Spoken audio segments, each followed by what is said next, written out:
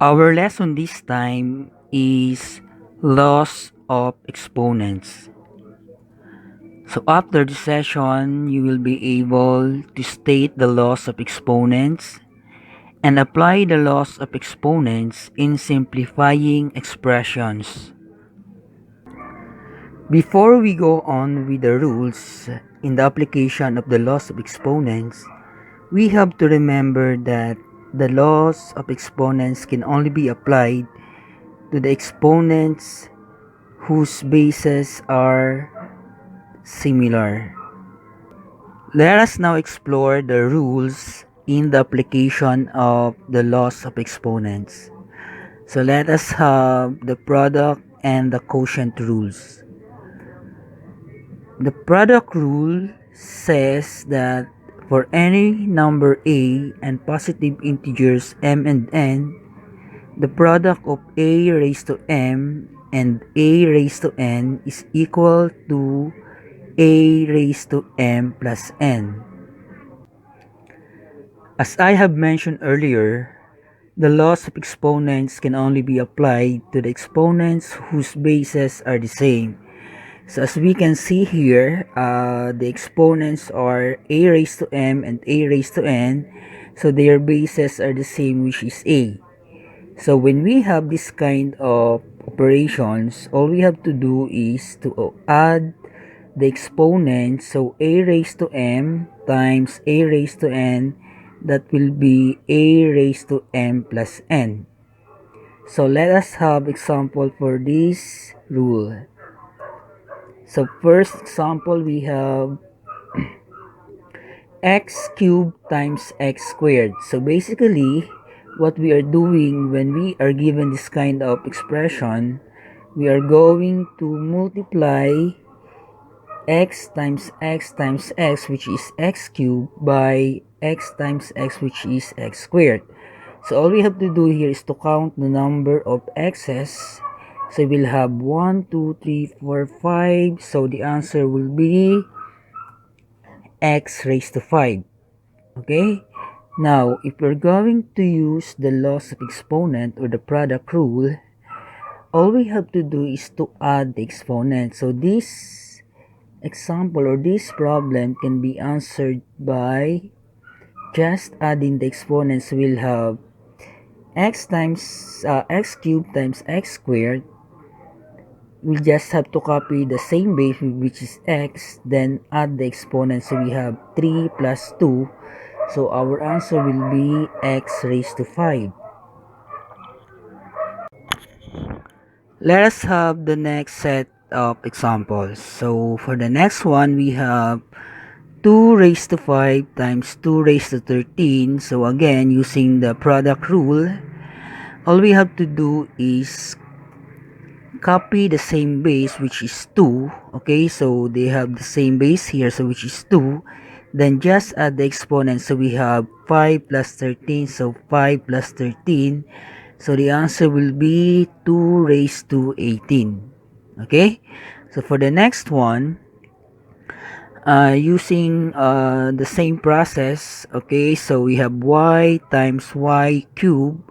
So we just have to copy the same base, which is y, then add the exponents. So we have 1 plus 3. Why do we have 1 here? It is because when we don't have any exponents for the variable or for the base, it is understood to be 1. So 1 plus 3.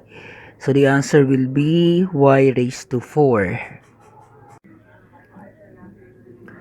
Let us have now the next rule. So quotient rule.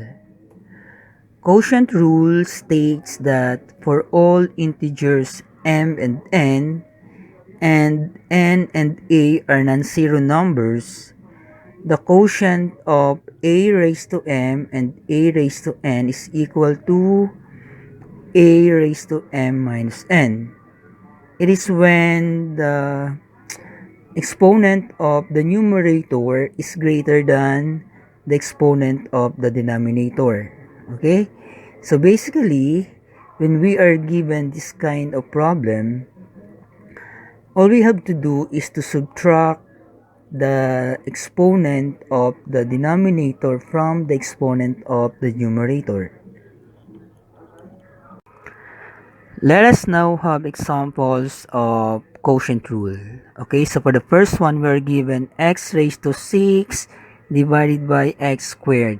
Okay, so traditionally, what we are doing is that we're going to expand x raised to 6 and x squared. So we'll have this one. Okay, then finding the common factors between the numerator and denominator. So as we can see here, we have two x's that are common between the numerator and the denominator.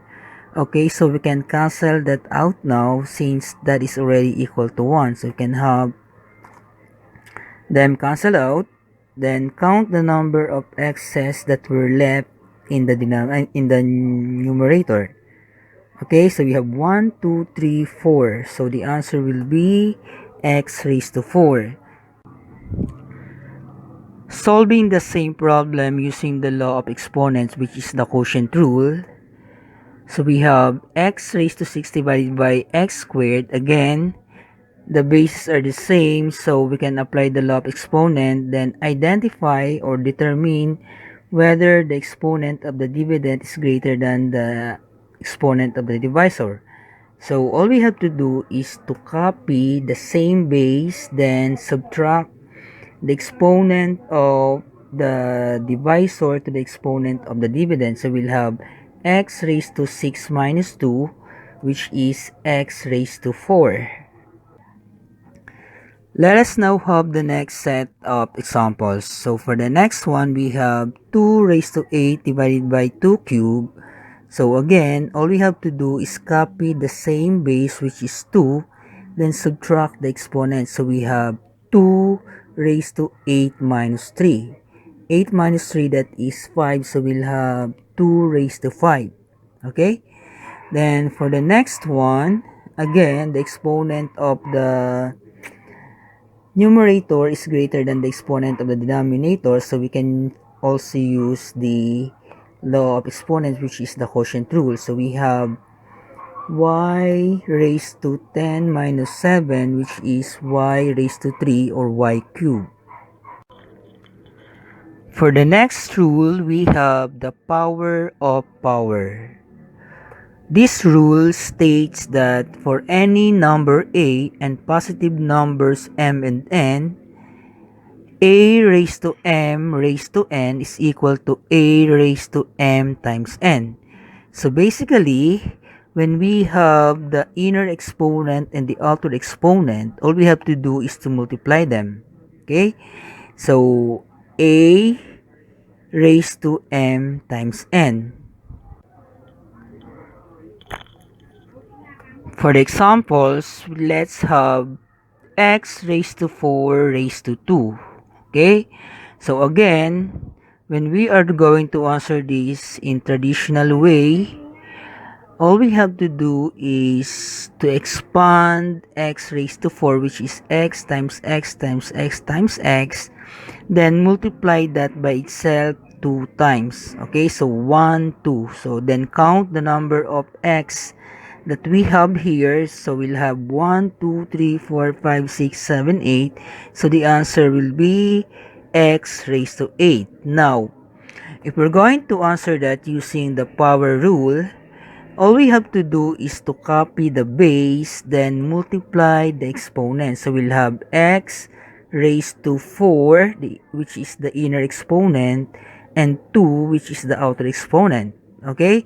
So we have 4 times 2, that is 8. So we will have the answer as x raised to 8. Let's have more examples. So let's have 2 raised to 3 raised to 3. Okay? So again, all we have to do is to copy the base, then multiply the exponent. So we'll have 2 raised to 3 times 3. So we'll have 2 raised to 9 as the answer. Okay, then for the next one, we have y raised to 4. Okay? So since we don't have exponent for y, it is understood to be 1. So we'll have y raised to 1 times 4, which is y raised to 4.